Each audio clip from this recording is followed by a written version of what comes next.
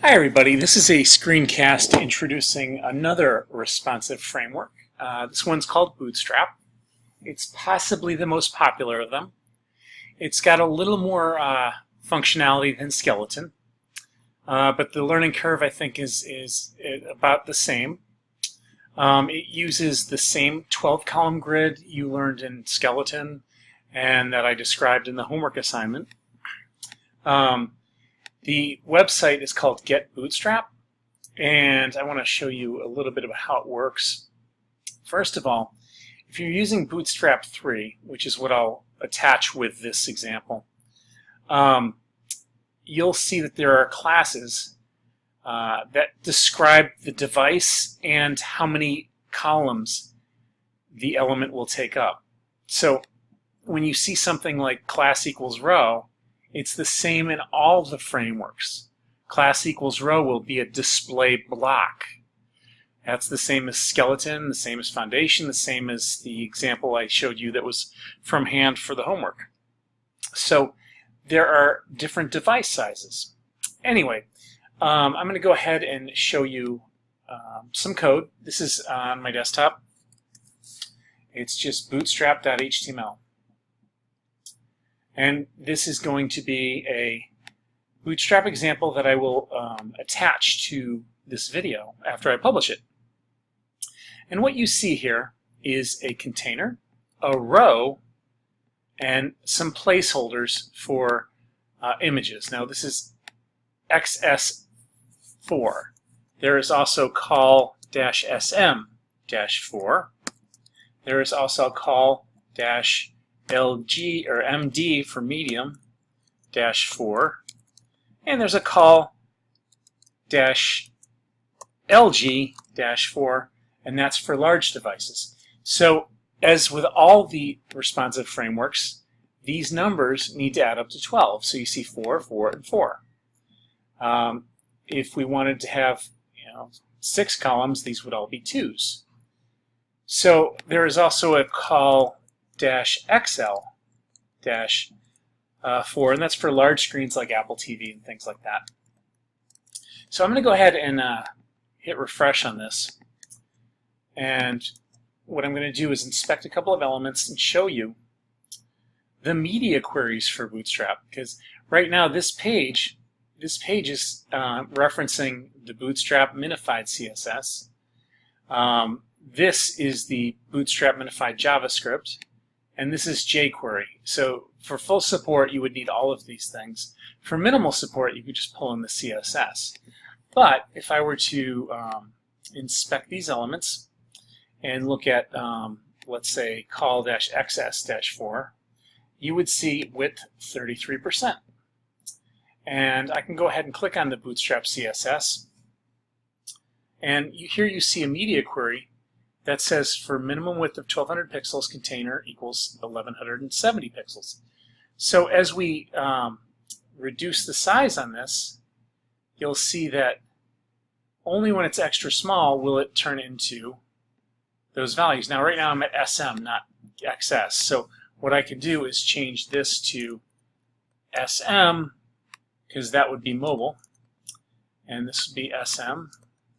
And then with a media query, I could control these values. So right now, if I do that, now we are at SM size. So as I move forward, there we go. That goes up to this section right here.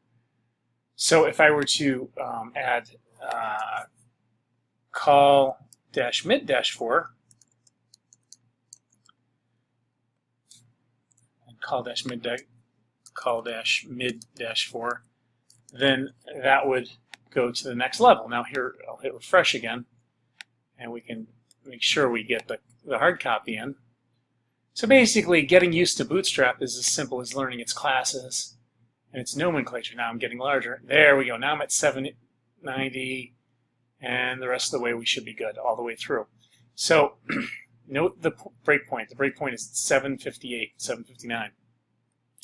So how would this help you do your homework? Well, Bootstrap offers something called nesting.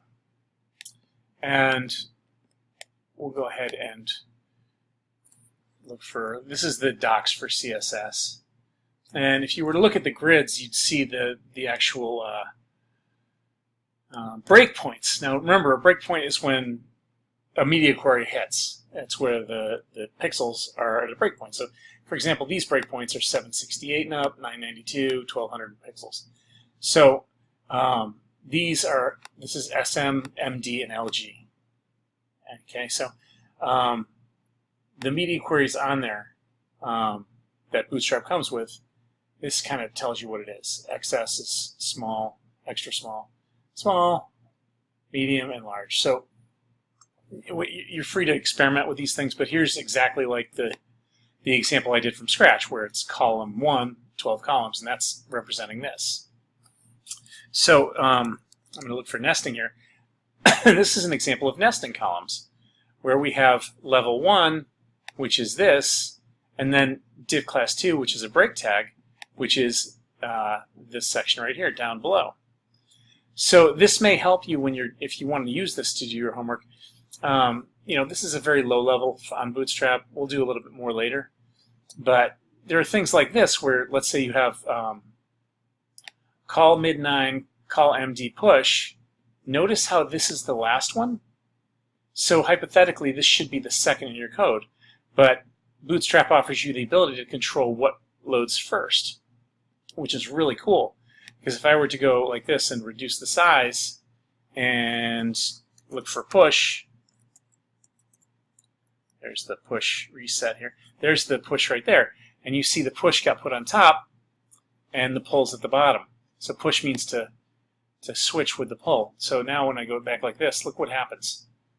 It's going to go, I'll Google push again here. There we go. And you see that the pull is now behind the push. So it's a big mountain. It's not really for this class. Next thing you're going to want to learn is compiled style sheets, which is what less is, which I'll get into. I'll just do overviews as this course comes to a close. But Bootstrap can help you with this homework assignment alone if you want it. I do think the best experience for you would be to go and just write media queries. And that's the point of the homework. Anyway, I hope this helps everybody. Feel free, as always, to ask for customized screencasts. Whatever you need to get through, I'm here. I realize this can be a challenge if it's the first time you've ever done this. So please don't hesitate to use me, okay? Thanks, guys.